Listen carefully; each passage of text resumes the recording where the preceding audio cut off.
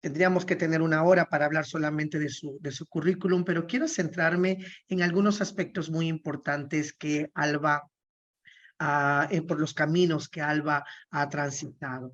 En principio diré que, bueno, es una gran activista, es una activista a ras de tierra, eso le reconozco muchísimo, y sin embargo, una de las cosas que ha hecho muy fuertemente este liderazgo es su formación académica. Esto nos lleva en muchas ocasiones a pensar cómo es que estos liderazgos se potencian en la medida que adquieren mayor información. Y uno de los temas que venimos arrastrando de todas maneras y seguimos luchando es el acceso a la educación. Educación temprana para poder tener una formación fuerte, sustantiva, potente para poder avanzar. Y creo que en el caso de Alba ha sido así. Su formación como activista a ras de tierra, pero al mismo tiempo su formación como académica, hace ese binomio que la ha llevado a muchos espacios. Es decir, tenemos una mujer activista a ras de tierra, académica, filósofa, pero además que ha sido funcionaria pública. Y para ponerle un poquito más de cereza al asunto de Alba, que lo cual estoy tan orgullosa, me siento tan representada, porque pocas figuras a nivel global existen con esta figura que se ha creado en el gobierno argentino. Creo que, no sé si Australia o Nueva Zelanda, ella nos dirá dónde son los países, creo que no pasan de 5, creo que son 3 nada más los que tienen esta figura que se ha creado. Alba Rueda, y nuestra gran invitada del día de hoy, es actual representante especial sobre orientación sexual e identidad del género del Ministerio de Relaciones Exteriores, lo que llamamos Cancillería en México. Así que bienvenida, muchísimas gracias, un placer poder decir estas palabras para ti. Bueno, muchísimas gracias, querida amiga, compañera Maranta.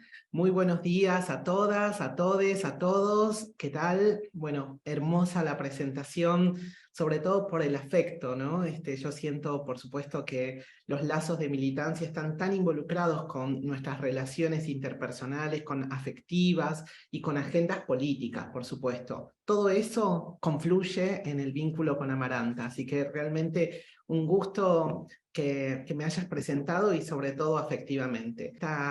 Este espacio de intercambio, de comunicación, tiene un eje principal, que es la ley de cupo laboral travesti trans, Diana Zacayán, Luana Berkins, aquí en Argentina. Ese es el nombre que sentimos, que lo decimos, que está escrito, y que justamente llevó muchos años de militancia para desarrollarlo. Yo quisiera justamente compartir la experiencia con ustedes en la mañana de hoy, pero seguramente habrá pequeñas, digamos, instancias donde tengamos que anclar nuestros saberes en la experiencia argentina y, por supuesto, en esa visión, en este compromiso que tienen ustedes en México para poder desarrollar una línea sobre cupos, sobre cuota laboral, para nuestra comunidad, para nuestra población. Estuve a cargo de la elaboración de las primeras líneas de política pública de cupo laboral, porque estuve como subsecretaria de políticas de diversidad entre el 2020 y marzo del 2022, cuando paso a la Cancillería Argentina, y justamente esa subsecretaría del Ministerio de las Mujeres, Géneros y Diversidad fue en donde residió la gran parte de ese núcleo de políticas públicas que se desarrollan o se desarrollaron en ese momento y se desarrollan actualmente en torno al cupo laboral. Entonces, ahí hay una experiencia que yo creo que hay que compartirla, hay que visibilizarla, hay que, sobre todo, pensarla desde los activismos, que es el enorme desafío que tenemos cuando pasamos a ocupar responsabilidades en la función pública y cómo esta agenda no se aleja de lo que significan los reclamos de nuestra militancia y por supuesto, y activismos, y por supuesto, digamos, instalando estas agendas en lógicas estatales. agenda llevada por, digamos, por un mandato de gobierno también, que implica otras, digamos, un asentamiento en realidades complejas, como por ejemplo el desafío de que en Latinoamérica exista mayor equidad para los sectores más empobrecidos, que existan procesos de decolonialidad, para que efectivamente se recupere una agenda política mirando a los sectores más excluidos, a nuestras comunidades más excluidas, es decir, a nosotros mismos. Y esas lógicas no se pueden desarrollar por fuera de una lucha antirracista, una lucha en contra de ese clasismo, en contra de lo que implica un espacios federales y ustedes territorios federales. Es decir, el desafío es enorme y yo creo que hace falta todavía, digamos, muchos diálogos, construir mucha experiencia, pero algo hemos desarrollado, algo se ha desarrollado en experiencias vitales para nuestra comunidad dentro de Latinoamérica. Bueno, dicho esto, que es una cuestión de forma y de posición política que nos atraviesa y que creo que atraviesa a nuestra comunidad particularmente, yo creo que uno de los temas que también van consolidándose a medida que desarrollamos estas políticas públicas, es que es imprescindible que el sujeto político que lidere estos procesos sean personas trans. Es imprescindible.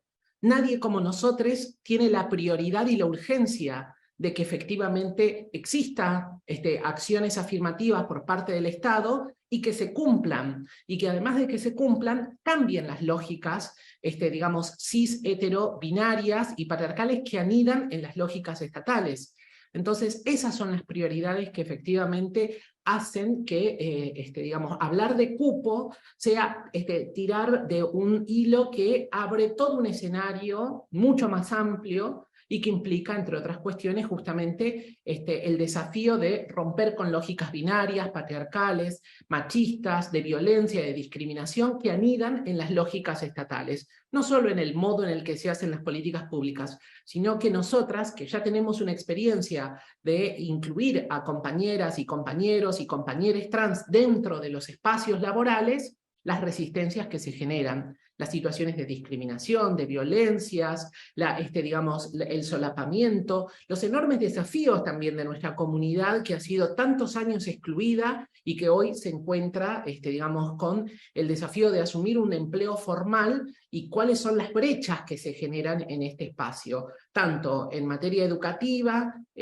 como en la formación en el empleo, cuáles son, digamos, los derechos de las trabajadoras, trabajadores, trabajadores, y también cuáles son las responsabilidades en todo esto. O sea que abrir digamos, el tema del cupo trans es abrir realmente un capítulo de una agenda de militancia que desafía mucho de las lógicas que generan las desigualdades.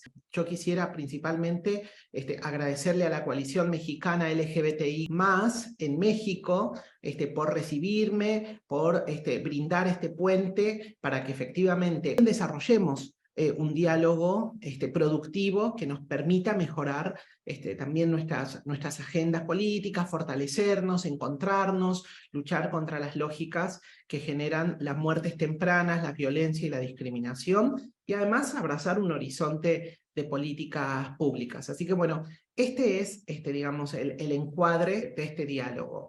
El cupo laboral, para empezar, es una demanda que viene de los movimientos sociales y organizados en torno a lo que fue, digamos, un planteo histórico y muy importante que se dio en Argentina, que es la Ley de Identidad de Género. Una ley que genera estándares de derechos humanos fundamentales, sino también que ha sido profundamente militada por las organizaciones sociales. Muchas de los artículos, todos los artículos, han sido pensados, discutidos dentro de espacios de diálogos que se dieron en el proceso de la ley de identidad de género. Conocer nuestras identidades de género, no solamente en tanto varones y mujeres, sino también en tanto nuestra identidad trans, o la identidad no binaria dentro de las lógicas estatales. Y esto es un gran desafío para el Estado, no solo por el reconocimiento formal del derecho a la identidad, sino también todo lo que implican digamos, los sistemas de información que tiene el Estado para rubricar a sus ciudadanas y ciudadanos. Entonces, hablar de ciudadanes implica, digamos, implica romper gran parte de esa lógica que tiene que ver con sistemas de información binario. Pero la ley de identidad de género es mucho más que esto, y la verdad es que ha permitido en Argentina el desarrollo de políticas que están vinculadas, por ejemplo, al acceso a la salud integral o al reconocimiento de nuestra identidad dentro de los ámbitos educativos, cambiando y sin cambiar el documento de identidad, para mayores de 18 años y para menores de 18 años. Entonces, esto significa un enorme desafío, no solo administrativo, legal y estatal, sino también de nuestra sociedad, ¿no? Cómo reconocer la identidad de género cuando una niña trans dice o expresa su identidad de género dentro de los ámbitos educativos. La ley dice, bueno, se tiene que reconocer el nombre de esta persona y además cambiar y modificar a simple solicitud los registros en donde están anotadas, anotades, y poder ser llamadas por su nombre propio, aún para aquellas personas que no cambiaron el documento. Entonces, el desafío claramente también es, digamos, cultural, porque implica que una comunidad educativa tenga que tratar con respeto y dignidad a todas las personas. Subrayar estas cuestiones porque la ley de identidad de género es un derecho que implica el reconocimiento de la identidad de género, pero no implica necesariamente modificar las condiciones estructurales de desigualdad que vive nuestra comunidad, que por asumir nuestra identidad de género quedamos afuera de los ámbitos educativos, de los ámbitos de salud, de los ámbitos de justicia, del buen trato dentro de nuestros ámbitos sociales, que nada de todo eso nos protege de la discriminación y la violencia. Entonces, hace falta otras líneas, otras políticas de acción, otro marco normativo que también proteja y que modifique esa estructura de desigualdad. Una de todas ellas es la ley de cupo o de cuota laboral trans en nuestro país. La primera ley y el primer antecedente que tenemos en Argentina sobre una ley de cuota o de cupo laboral trans es a la que desarrolló Diana junto con esa coalición de organizaciones sociales en 2015 en nuestro país. Es una ley provincial, que vendría a ser, digamos, uno de, no sé cómo homologarlo, no tiene exactamente la misma homologación jurídica, pero es, digamos, como uno de los estados de ustedes, el de la provincia de Buenos Aires, el distrito más grande de nuestro país, la provincia de Buenos Aires. Y allí, en el 2015, se aprueba, creo que 2 meses antes de que ocurra uno de los enormes golpes a nuestra militancia social y política, que fue el travesticidio de Diana Zacayán. Diana Zacayán fue víctima de un travesticidio 2 meses más tarde, y a partir de entonces se genera una enorme lesión dentro de nuestras comunidades organizadas. No solamente porque era una lideresa de derechos humanos travesti, sudaca, digamos, matancera, como ella decía, y realmente había llevado adelante una agenda política que logró el cupo laboral, sino porque además también da cuenta de la fragilidad de nuestras vidas dentro de las tramas sociales.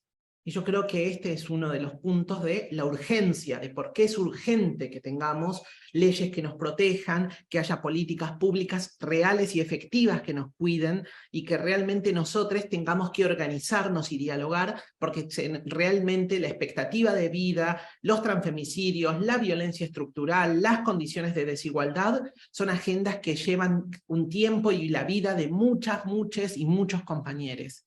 Entonces, por todo ello, realmente creo que la ley de cupo laboral no solo fue militada por las organizaciones sociales, sino que además implicó, digamos, en ese diseño y planificación, uno de los datos más fundamentales para nuestra comunidad. Y esto lo tengo que decir porque, digamos, se dio, digamos, en torno a la comunidad trans, algo que muchas veces en otros grupos poblacionales de nuestra comunidad, gays, lesbianas, no binarias, intersexuales no se da frecuentemente, que son estudios de condiciones de vida para mostrar la desigualdad.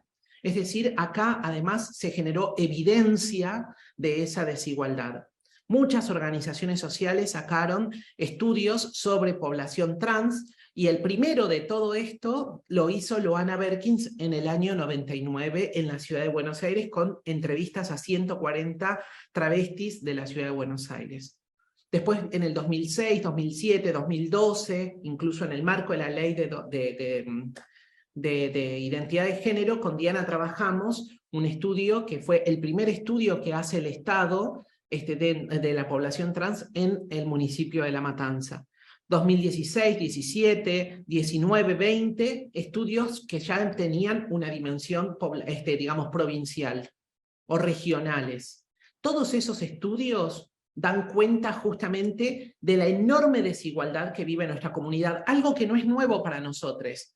Pero cuando nos sentamos a dialogar con funcionarios políticos, allí es importante decir, no lo digo yo, no es que yo tenga un registro solo personal de la muerte de nuestras compañeras, sino que además hay evidencia que es la sistematización de todas las informaciones referidas a esta, porque además en estos estudios poblacionales se da cuenta de la violencia y la discriminación, porque hemos vivido la exclusión dentro de nuestros espacios familiares y hemos quedado en la calle, y acá, digamos, los estudios poblacionales dieron cuenta de un dato que es impresionante. Tanto la comunidad trans, digamos, en esos estudios, en un promedio entre el 80 y el 90%, redondeándolos todos, habla de que tuvo solamente el monoempleo o la monoactividad del trabajo sexual o la prostitución como un destino de nuestra comunidad. Y esto no es una característica de un chip interno o de un gen que tengamos la población trans, son características de la desigualdad, de ese impulso que nos pone y que nos sitúa dentro de un solo espacio para poder desarrollar y generar una economía. Por eso digo que el cupo laboral es la oportunidad también para romper esas lógicas y esos mandatos sociales que hemos vivido la comunidad trans latinoamericana y en el mundo. Yo quiero decirles que hoy, como representante especial, como embajadora de la Argentina, tengo la oportunidad de viajar a muchos países que nunca había tenido la experiencia de viajar y conocer cuáles son las condiciones de vida de nuestra comunidad. Y de aquí, miren, no voy a nombrar, pero son muchos países de aquí al sudeste asiático, a Europa, las condiciones de nuestra comunidad trans, y si empezamos con las intersecciones, que son transmigrantes, realmente, digamos, son las mismas condiciones de desigualdad que vivimos. En Argentina, por ejemplo, para no hablar de otros y hablar de nuestro país, en Argentina la migración es interna, salen de las provincias y vienen a la ciudad de Buenos Aires la mayoría de las compañeras buscando oportunidades de vida, buscando salir de los espacios de discriminación y que puedan encontrar espacios donde se generen mejores condiciones de vida. Bueno, el destino es el mismo que en sus provincias de origen. Una esquina, negociar con la policía, vivir la violencia institucional, la falta de oportunidades y la muerte temprana también como parte de la desigualdad estructural. No estoy hablando del trabajo sexual, estoy hablando de las desigualdades estructurales que vive nuestra comunidad. Y esto es justamente, digamos, lo que Loana Berkins, Diana Zacayán y muchas activistas entendimos en aquel periodo, que es necesario generar evidencia para poder hablar de las desigualdades estructurales. Y se generaron, yo dije varios años, en cada uno de ellos hay un estudio, ya sea de la ciudad de Buenos Aires, del Gran Buenos Aires, de las provincias, que hablan de esto. Entonces, la ley de cupo laboral trans responde también a una agenda de las desigualdades que están, digamos, atravesadas y que además han sido trabajadas profundamente por una militancia trans en nuestro país. Voy a hablar de uno de los temas más importantes previos a la ley de cupo trans. En 2019, el 10 de diciembre del 2019, digamos, asume el actual presidente de nuestro país, que es Alberto Fernández. Él digamos, designa y crea una estructura estatal para poder llevar adelante este gobierno.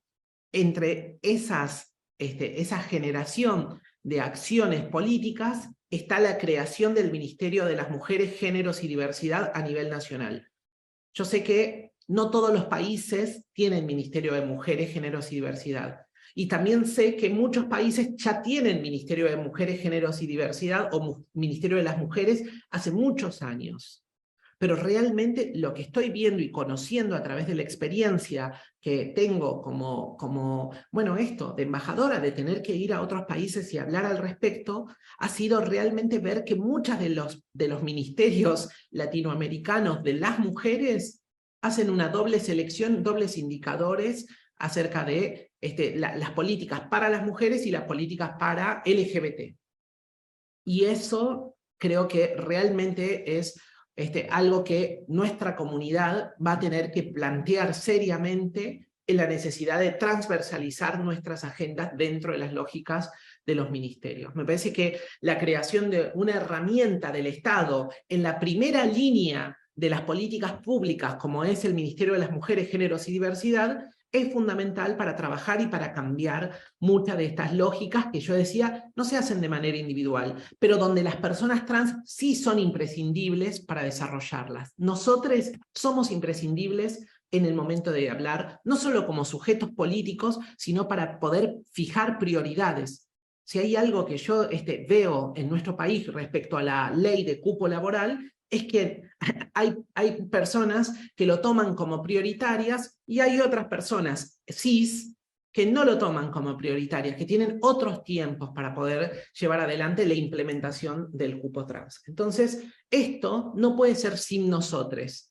Digamos, nuestras leyes, nuestras políticas, nosotros tenemos la capacidad laboral, nosotros tenemos la capacidad de construir un sujeto político que modifique las lógicas de desigualdad en Latinoamérica. Y esto es fundamental que lo tengamos, no claro, clarísimo, que lo sepamos con el corazón, que sepamos que nosotros tenemos que cambiar las realidades de desigualdad de nuestras comunidades y que ese cambio implica un cambio también dentro de la desigualdad de la sociedad. Porque venimos de los sectores populares, porque somos pobres, porque vamos a morir temprano, porque hay una desigualdad, porque quien no va a morir va a enterrar a sus hermanas, hermanes, y realmente, digamos, esa urgencia no existe en otros espacios. La ley de cupo laboral nos pone delante de la administración pública para poder cumplir con la ley. No basta el derecho formal, no es lo mismo que en la ley de identidad de género, que uno va firmando una declaración jurada diciendo yo soy Alba Rueda, entonces me dan el documento de Alba Rueda habiendo cambiado el sexo y el nombre en los documentos, en el sistema informativo del Estado. Y me generan un documento. No es lo mismo. La ley de cupo laboral implica otras cosas, implica otro trabajo, implica el trabajo de generar herramientas de política pública para el cumplimiento, que hay que darle seguimiento a esas políticas y además hay que cuidar mucho de los espacios laborales donde ingresan nuestras hermanas, hermanos, hermanes, porque realmente se dan situaciones de discriminación como en el resto de la sociedad. No es que el Estado es particularmente sañoso. Se da la discriminación aquí, como se da en la escuela, como se da en los ámbitos de salud, como se da, digamos, en la vida social. Pero hay que darle un seguimiento. Entonces el cupo no es una ley formal donde la apruebo y me voy. Es una ley que se aprueba y se milita dentro de las lógicas estatales. Y acá viene uno de los enormes desafíos para nuestra comunidad. No basta tener un buen discurso. Hay que hacer política pública. Y esto hay que aprender sobre política pública. Para trabajar en el Estado hace falta coordinar entre ministerios acciones. Nosotros en 2020, en medio de la pandemia, cuando asumimos nuestra responsabilidad, como les decía, yo como subsecretaria de Políticas de Diversidad del primer Ministerio de las Mujeres, Géneros y Diversidad, vimos un escenario donde se explicitaron todas las desigualdades que habían mencionado todos esos estudios. Expulsaban a nuestras hermanas de los hoteles donde vivían, apareció el hambre por la pandemia, la falta de oportunidad de seguir chambeando, de seguir con su trabajo, de seguir sosteniendo sus vidas. Apareció la desigualdad más cruda, la violencia institucional, la policía nuevamente estuvo en la calle, mirando y controlando a quienes estaban, teniendo una mirada diferencial sobre la comunidad trans, LGBT, y realmente apareció la desigualdad del modo más explícito y duro. Eso fue, miren, yo les voy a comentar, sé que estamos hablando para Facebook, para Live y tal, pero lo voy a decir como si todos quienes me escuchan fuesen parte de nuestra comunidad. No tengo síntesis todavía de la experiencia de haber sido la primer subsecretaria de ese ministerio dentro de un contexto de pandemia, digamos, armando el ministerio mientras se desarrollaba la pandemia. Fue profundamente doloroso ver los llamados. Aparte, claro, en el activismo que hacemos, todo el mundo tiene nuestros teléfonos. Bueno, en ese momento, todo el mundo, digamos, estaba solamente pudiendo mandar mensajes.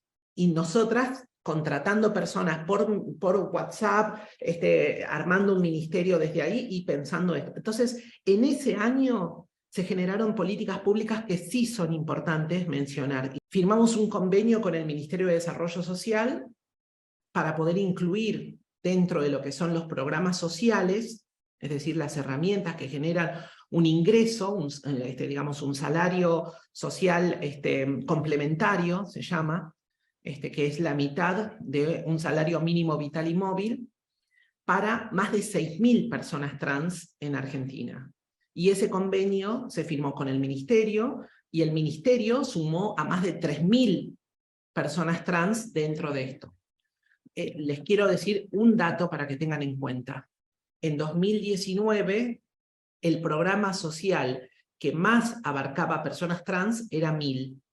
Nosotras en 5 meses tuvimos que poner más de 6.000 personas trans para que puedan tener un ingreso que por supuesto implicaba una responsabilidad también después, digamos, en el trabajo social que se desarrolla a partir de ese ingreso, pero que 6.000 personas pudieron acceder a esto. Y además se creó el decreto de cupo laboral en septiembre del 2020. Al menos el 1% del total de trabajadoras y trabajadores de la Administración Pública Nacional tenían que ser personas trans. Al menos el 1%. No quiere decir que el techo era el 1%, es al menos el 1%. Personas travestis, transexuales, transgénero. Y de esa manera se reconoce, digamos, parte de esas desigualdades pensadas en el acceso a un empleo formal para nuestra comunidad. ¿Qué herramientas, qué cosas se tuvieron que modificar o qué cosas se tienen que modificar a partir de una ley o un decreto de cupo trans? Bueno, nosotras tuvimos que crear el registro de cupo trans, es decir, el lugar donde todas las personas que quieran acceder al empleo tengan que ir a anotarse. Uno de los puntos más importantes y que tiene un alto costo dentro de la administración pública y les va a pasar en cualquier espacio laboral o empresarial, es que las lógicas sociales son meritocráticas, son profundamente competitivas y mientras más títulos tengas, más calificación vas a tener para cobrar un mejor salario. Bueno, eso no pasa con nuestra comunidad y no pasa con un decreto que es una acción afirmativa frente a esas desigualdades. No es que nosotros no tenemos capacidad laboral, es que no pudimos desarrollarla a partir de justamente esa situación estructural de desigualdad. Y el Estado tiene la responsabilidad de generar condiciones laborales que vengan a reparar, pero también a generar condiciones para la terminalidad educativa y para la formación en el empleo. Esos son 3 aspectos de la ley, del decreto de cupo laboral.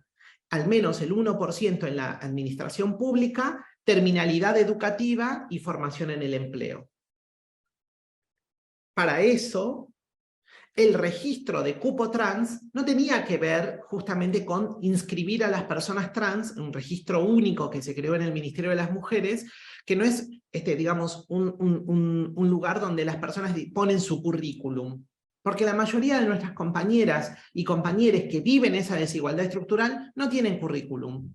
Y no viven, digamos, una formación académica. Quedan expulsadas de esa formación académica. Entonces, ahí es donde efectivamente tiene que residir la acción afirmativa. ¿Qué se valora? Y acá viene uno de los puntos importantes sobre el registro. Lo que se valora en ese momento es qué cosas la comunidad trans conoce, sabe, qué experiencias puede aportar a esto, dónde quiere desarrollar su actividad. Hay muchas compañeras y compañeros que trabajaron en el ámbito artístico y quieren y saben sobre gestión cultural, y quieren y saben que pueden dar lo mejor en un ámbito como el Ministerio de Cultura de la Nación. Entonces, eso es un dato para poder registrar dónde las personas quieren estar. En la parte de registro, nosotros trabajamos con las organizaciones sociales, hicimos una prueba piloto y creamos un formulario que sería buenísimo que ustedes lean, que no está basado en la meritocracia, que está basado en ¿qué cosas? ¿Trabajaste en una organización social? Sí. ¿Te gusta hablar con las personas? Sí. Entonces tenés una capacidad para poder atender, por ejemplo, al público, por decir una parte. O, no, me gustan las tareas más administrativas. Bueno, ya tenés, ¿qué hiciste en esa organización social?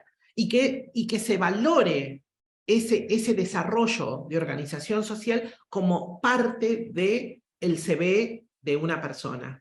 Si yo milité durante 10 años y me he formado y doy capacitación para prevenir el VIH dentro de los ámbitos de nuestras organizaciones sociales, bueno, probablemente algo sobre el sistema de salud conozco, algo sobre la concientización, y hay en el Ministerio de Salud de la Argentina muchas áreas donde justamente esto tiene un enorme valor para el trabajo. Entonces, eso es darle valor también a la experiencia y a los recorridos de vida de nuestra comunidad y no pensar que solo somos ignorantes, que solo somos excluidos, que solo somos personas discriminadas, sino que además tenemos capacidad laboral, que hemos desarrollado capacidades y que esas capacidades se pueden potenciar. El registro de cupo laboral, el formulario, ha sido profundamente trabajado con las organizaciones y salió con esa lógica. Entonces, para mí hay que prestarle mucha atención cuando se genere una herramienta como el cupo, ¿qué es lo que se pone en valor? ¿Las lógicas meritocráticas o el desarrollo de nuestras comunidades? Ese es uno de los puntos. Y después hay, por supuesto, se creó una unidad de coordinación interministerial. ¿Se acuerdan que yo decía, acá no hay lobo solitario, acá no hay superhéroes? Porque acá lo que hay es trabajo. Lo que hay que hacer con el cupo laboral es trabajar. Existe, por el decreto y con la ley, una unidad de coordinación interministerial que involucra las áreas sustantivas de los ministerios, de educación, de trabajo, del Ministerio de las Mujeres y por supuesto de empleo público también para poder llevar adelante las líneas de terminalidad educativa, de formación en el empleo y de capacitación laboral. La ley de cupo trans se aprueba un año más tarde, en junio del 2021. O sea, es una ley reciente a nivel nacional. Esta ley habla, y ya voy a ir como empezando a dar algún encuadre sobre esto, habla no solamente de lo mismo, que es la administración pública, el Ejecutivo Nacional tiene que cumplir con al menos el 1% de trabajadoras y trabajadores del Estado que sean personas trans, sino que además suma al Poder Legislativo y al Poder Judicial. La ley de cupo trans, además, se llama Diana Zacayán, Loana Berkins, en homenaje y en honor a las compañeras que crearon digamos, gran parte de este movimiento. Gran parte, no todo el movimiento. Siempre hay personas que dicen, ¿por qué no se acuerdan de las compañeras de las provincias? ¿Por qué no se acuerdan de otras referentas? Bueno, esta es una referencia de estas compañeras que militaron, yo insisto en esto, ellas militaron, digamos, el cupo laboral. No pretende ser exhaustivo, no pretende invisibilizar a nadie, pretende valorar la militancia de compas que ya no están, que fueron víctimas de un travesticidio social o de un travesticidio. Lo que se pide con la ley de cupo trans, algo que realmente yo creo que es positivo porque lo recuerdo perfectamente y me pareció siempre positivo, que es el tema de que se, digamos, fija plazos para el cumplimiento del cupo. Nosotros tenemos 2 años de plazo para el cumplimiento del cupo. Ahora, en el 2023, en junio del 2023, debería estar cumplido el 1%, al menos el 1% de trabajadores. A como viene y se viene sumando y se desarrollándose el cupo, no creo que lleguemos a cumplir la ley de cupo trans. Sinceramente, tengo que decirlo, no veo eso, pero eso tampoco lo termino de ver como solo negativo. Lo que quiero decir es que realmente la experiencia que se ha desarrollado, el desafío social que ha implicado el cupo laboral en Argentina, permite sin duda tener muchas herramientas, mejores herramientas en el Estado para poder seguir con las contrataciones de compañeras y compañeros trans. ¿Cómo se desarrolla desde la ley hasta acá el cupo laboral? Le voy a decir esto. Se creó un registro donde todas las personas, 5.000, al menos 5.000, se anotaron y dijeron yo quiero trabajar en el Estado, o en una empresa, o en una universidad, o en el legislativo, o en el judicial. Eso está centralizado, hay un registro único, que no puede ser meritocrático, como dije. Tiene que ser un registro que ponga en valor las experiencias laborales. Y sobre eso viene el Ministerio de Educación y dice, yo tengo una vacante, quiero con una persona trans. Manda una comunicación interna y de esa se tiene que ofrecer, tiene que llenar una planilla donde dice cuál es el perfil laboral. No solamente tráigame una persona que sea astrofísica, porque realmente no sé cuántas trans astrofísicas debe haber en el mundo, pero seguramente son menos que 5.000. Entonces, digamos, tiene que tener cierta pertinencia en dónde quieren ir, porque si van a poner una astrofísica a atender la mesa de entrada, esto sí nos pasó, nos piden profesionales para puestos laborales que no son de esa competencia. ¿Y saben por qué? Porque las lógicas meritocráticas no solo son, en este caso no tiene que ver solo con transfobia, también tiene que ver con que son lógicas de meritocracia. Claro, yo quiero tener un grupo de profesionales, yo soy re buena onda con la comunidad trans, pero que me vengan todas formadas, limpias.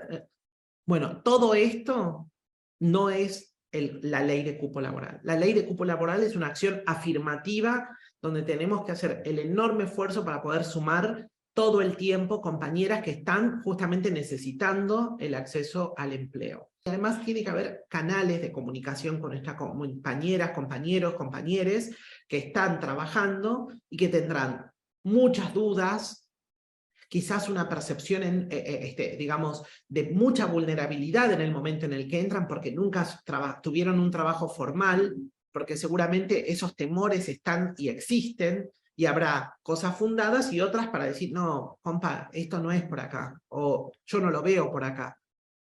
Creo que tenés que darle una segunda oportunidad, esperemos a esto, habla con tu jefe, trata de hacer, no quiero perder el trabajo, bueno, pero digamos, hay una instancia, y además hay sindicatos estatales que acompañan muchas de estas agendas. Y por suerte existen los sindicatos, y acá también lo quiero decir, porque toda la agenda de cupo laboral ha sido estandarizada, laburada, militada por los sindicatos. Hay muchos funcionarios que no quieren contratar a personas trans. Muchos compañeros que trabajan en la administración pública que no quieren contratar a personas trans. Y eso tiene que cambiar, porque no depende de ellos. Hay un marco normativo. Ahora, realmente, las veces que se han forzado esas contrataciones, muchas veces no terminan bien, las compañeras piden cambio de área porque se sienten que son el sujeto de intercambio de esa disputa. No todo el mundo tiene por qué tener ganas digamos, de dar esas disputas. Hay personas trans que solo quieren tener un empleo, que necesitan, que tienen otras urgencias, familiares, responsabilidades familiares, que quieren crecer, que quieren descansar, que quieren vacaciones pagas, que quieren ahorrar, que quieren usar la tarjeta de crédito, que quieren guardar su dinero, que tienen miedo, que tienen que usar la obra social, no quieren ir al trabajo a discutir, a pelear, a hacer la punta de lanza del cambio de las lógicas patriarcales que anidan allí. Entonces, yo creo que realmente hace falta que esas compañeras, compañeros y compañeres tienen que seguir estudiando, tienen que tener una contención de activismos, ustedes decían activismo, militancia, que ponga el cuerpo para que efectivamente digamos, se pueda poner el eje con las personas que sí querramos asumir esas discusiones. Entonces, es una situación compleja porque no se trata solo de cumplir, como les digo. Se trata de cambiar una lógica de desigualdad dentro de la sociedad en uno de los ámbitos sensibles, que es el Estado.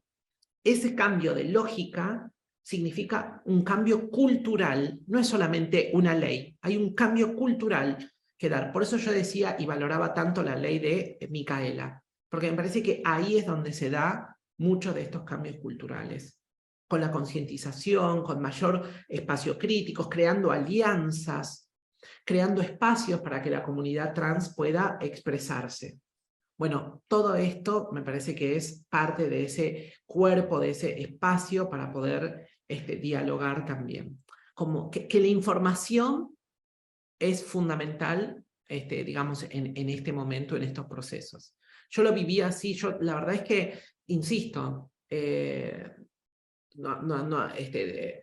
mientras más supe sobre el cupo trans, más me permitió también prever estrategias y sumar compañeros, alianzas.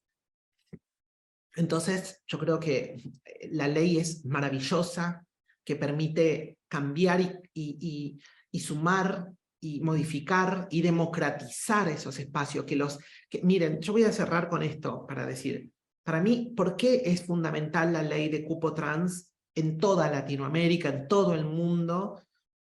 Yo creo que realmente un Estado que no representa a su sociedad no está conectado con su sociedad. Y la representación de esa sociedad es que todos nuestros intereses estén planteados dentro del Estado. Y por eso nosotros también tenemos que estar ahí. Y no solamente aquellas personas formadas, todos tengamos que estar, que haya un espacio para todos. Cuando un Estado no representa a su sociedad, es allí donde realmente ya no está vinculado a su sociedad. Y nosotros queremos que ese Estado, necesitamos, es urgente, es nuestra herramienta democrática. Ustedes lo vieron en Latinoamérica, ustedes vieron los procesos de golpes latinoamericanos, de golpes de Estado, vieron la desigualdad, la colonialidad. Mucho de eso está representándose actualmente en las lógicas estatales. Sin nosotros dentro del espacio estatal, realmente se genera más desigualdad a la democracia. Es una democracia para pocos, es una democracia para menos. Entonces, hay mucho para comentar acerca del enorme valor que no es solamente dar un empleo a la comunidad trans, es cambiar lógicas que tienen que cambiarse en Latinoamérica y que tiene que ver mucho con el racismo, el clasismo, la discriminación por motivos de géneros. Entonces, creo que el cupo es una herramienta. No es toda la herramienta, pero es mucho y es un capítulo que abre muchas puertas para poder trabajar. Realmente espero que mi intervención haya sido recibida, digamos, como un estímulo, no para inhibir, como un estímulo de que tenemos que dar ese paso al frente como sujetos políticos y avanzar en comunidad. Que no hay estrellitas aisladas, que tenemos que ser una constelación de militancia dentro de las lógicas estatales para que estas cambien.